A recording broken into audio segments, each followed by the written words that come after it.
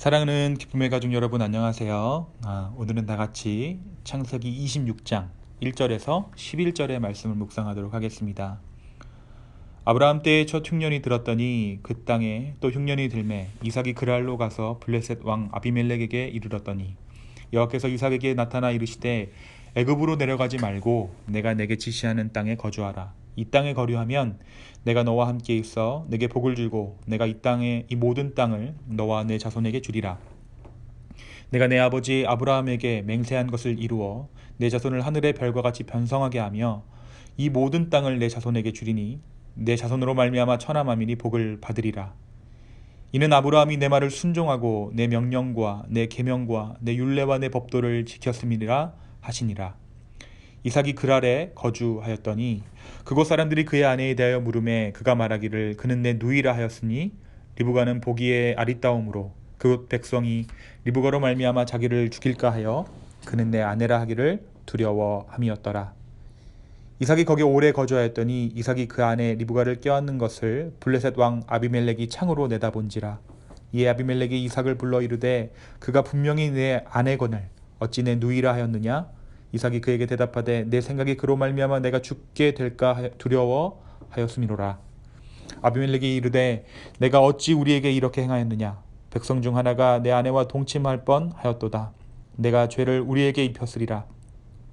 아비멜렉이 이에 모든 백성에게 명하여 이르되 이 사람이나 그의 아내를 범하는 자는 죽이리라 하였더라. 아멘. 오늘 말씀은 아브라함에게 일어났던 똑같은 일이 아들 이삭에게도 일어나고 있음을 우리로 하여금 보게 합니다. 아브라함이 기근에 들어 애굽으로 갔듯이 이삭이 살던 가나안 땅에 다시 한번 기근이 찾아옵니다. 그 기근으로 인해 이삭은 그랄 땅으로 이동하게 됩니다. 그랄로 들어간 이삭에게 하나님께서 찾아오십니다. 애굽으로 가지 말고 그랄에 머물러 있어라. 그곳에서 내가 너를 축복하겠다. 너의 아버지 아브라함에게 약속한 그 약속을 내가 너로 하여금 이루겠다. 하나님은 이삭에게 해야 할 것들을 일러주시고 또 축복해 주십니다. 사실 오늘 말씀에서 이삭에게 하신 이 약속은 굉장히 중요한 의미가 있습니다. 여태까지는 아브라함의 아들로서 아브라함을 통해 축복을 전달받고 축복의 상속자가 되었지만 오늘 말씀을 통해서 하나님은 이삭에게 직접 나타나셔서 이삭에게 행할 일들을 말씀해 주셨고 또 약속해 주셨습니다. 이제 하나님의 아브라함을 향한 그 언약이 이삭에게 완전히 옮겨가게 된 것입니다. 이제 이 약속은 이삭의 약속이 되었어요. 내 자손을 하늘의 별과 같이 번성하게 하며 이 모든 땅을 내 자손에게 주리니 너의 자손으로 말미암아 천하 만민이 복을 받으리라. 아담에서 노아로, 노아에서 아브라함으로, 그리고 아브라함에서 이삭으로 이 하나님의 언약이 흘러가게 된 것입니다. 그리고 이 약속과 함께 하나님은 어떻게 아브라함이 이 약속을 준행하였는가? 어떻게 아브라함이 하나님 앞에서 의롭다함을 받았는가? 아브라함이 왜 축복의 당사자가 되었으며 아브라함을 향한 축복이 아들 이삭에게까지 이어오게 되었는지를 말씀해 주십니다. 5절입니다. 순종하고 하나님의 법도를 지키는 것. 하나님은 이삭에게도 아브라함과도 같은 모습을 기대하셨습니다. 이삭은 하나님의 말씀에 순종하여 그랄 땅에 거주합니다. 하지만 오늘 말씀에서 뒤따라 나오는 본문은 우리를 다소 어리둥절하게 합니다. 바로 자기 아버지 아브라함이 했던 실수를 이삭이 똑같이 반복하고 있기 때문입니다. 아브라함이 기근으로 애굽에 들어갔을 때 자기 아내 사라를 누이라고 속였던 것처럼 이삭 역시 자기 아내 리브가를 자기의 누이라고 소개합니다. 이유는 짐작하시는 대로 아내가 너무 아리따움으로 이삭을 해하고 자기 자신을 해하고 리브가를 취할까 봐였습니다. 결국 자기 자신의 목숨을 보전하기 위해 거짓말을 한 것이죠. 이삭은 아버지 아브라함과 똑같은 실수를 행합니다. 이유도 같고 스토리도 같습니다. 다만 주어만 아브라함에서 이삭으로 바뀌었습니다. 그리고 이번에도 하나님의 도우심이 이삭을 살려요. 그랄에서 오래 머물던 이삭이 아내 리브가를 껴안는 것을 아비멜렉이 우연치 않은 기회에 보게 된 것이죠. 아비멜렉은 당장 이삭을 소환해서 자초지종을 묻습니다. 모든 사실을 이제 아비멜렉이 알게 되었어요. 이삭을 벌하는 것이 아니라 오히려 그랄 당 모든 사람에게 이들을 범하는 자들을 죽으리라고 공포하고 그들을 보호해 줍니다. 마치 아브라함이 애굽을 나올 때에 바로 왕의 선물을 가지고 나오듯이 말입니다. 사랑하는 여러분, 오늘 말씀은 우리에게 무엇을 말해주고 있습니까? 하나님의 언약 상속자 이삭에 대한 첫 번째 일화가 바로 그의 실수, 그의 본성에 관한 점이라는 것을 우리는 발견할 수 있어요. 아브라함이 하나님 앞에 의롭다 칭함받았지만 아브라함의 삶 안에는 인간적인 결점들과 실수들이 많이 있었습니다. 아들 이삭 역시 아브라함과 똑같은 한 사람의 성정을 가지고 있었음을 오늘 말씀은 우리에게 상기시켜요. 예수 그리스도의 십자가의 은혜 없이는 모든 사람이 완전할 수 없으며 온전할 수 없음을 단적으로 보여주는 것입니다. 하지만 이 말씀이 어차피 인간이니까 실수하고 죄짓고 살아도 된다라는 면죄부를 주는 말씀으로 우리가 이 말씀을 착각해서는 안 됩니다.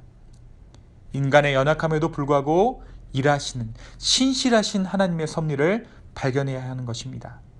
그리고 그 하나님의 섭리가 우리를 점차 성숙한 사람으로 그리스도의 은혜로 인해서 선한 양심의 사람으로 빚어가고 있음을 우리는 인정해야 합니다. 대를 이어도 숨겨지지 않는 그 인간의 죄성을 영원한 하나님의 약속이 덮어주고 계신 것입니다.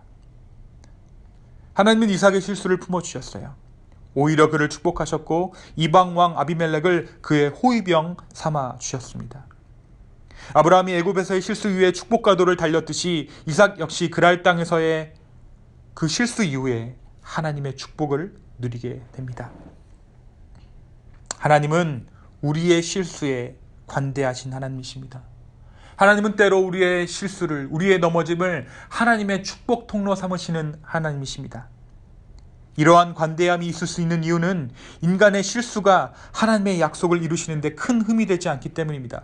그러하시기에 무한히 관대하신 하나님이세요. 하지만 이러한 무한한 관대함은 반대로 도무지 타협되지 못할 순결함을 우리에게 요구합니다. 그래서 어떻습니까? 하나님의 약속을 성취해 나아가실 때에는 누구보다 매섭게 우리를 다루십니다. 우리가 바로 지난 주일 아브라함이 이삭을 하나님 앞에 번제로 드리는 그 본문을 통해서 우리가 그것을 확인했잖아요. 끝까지 코너까지 밀어붙이시는, 시험하시는 그 하나님, 너가 의지하는 것이 나여야만 한다 라고 우리를 끝까지 훈련시키시는 하나님을 우리가 보았습니다. 우리는 이런 하나님의 모습을 아브라함, 이삭 그리고 예수님의 제자들에 이르기까지 발견하게 됩니다. 또한 오늘 우리의 삶 안에서도 발견합니다. 실수에 관대하시지만 하나님의 약속 받은 자로서 끝까지 한없이 순결함을 요구하시는 그 하나님, 나를 마지막까지 의지해야 한다. 너가 다른 것을 의지할 수 없다. 너가 끝까지 의지해야 할 것은 나 하나님이다. 하나님은 이것을 우리에게 요구하세요. 이것은 하나님의 이중성이 아니라 동일하신 하나님이 인간의 삶에서 다르게 드러나는 것입니다. 우리의 삶이 모순됨이 동일하신 하나님을 제대로 이해하지 못할 뿐입니다. 사랑하는 여러분, 동일하신 하나님, 신실하신 하나님, 이 하나님이 우리를 축복하시고 또 우리를 다루어 가십니다. 하나님의 언약에 합한 자로 하나님의 약속에 알맞은 모양으로 우리를 오늘도 빚어가시는 그 하나님께 우리의 삶을 맡겨드리는 저와 여러분 되기를 예수님의 이름으로 축원합니다. 잠시 기도하겠습니다. 주님, 다시 한번 우리의 마음을 드립니다. 오늘 하루의 삶 가운데 하나님의 어떠하심을, 하나님의 신실하심을 우리의 삶 가운데 보여주십시오. 우리의 실수에도 불구하고 하나님의 약속을 끝까지 이루어 가시는 그 주님, 그 약속을 받은 자로서 순결함으로 반응할 수 있도록 주여 인도하여 주시고 끝까지 하나님만을 의지하는 우리 모두 되게 하여 주시옵소서. 감사합니다. 예수님의 이름으로 기도 올리옵나이다. 아멘.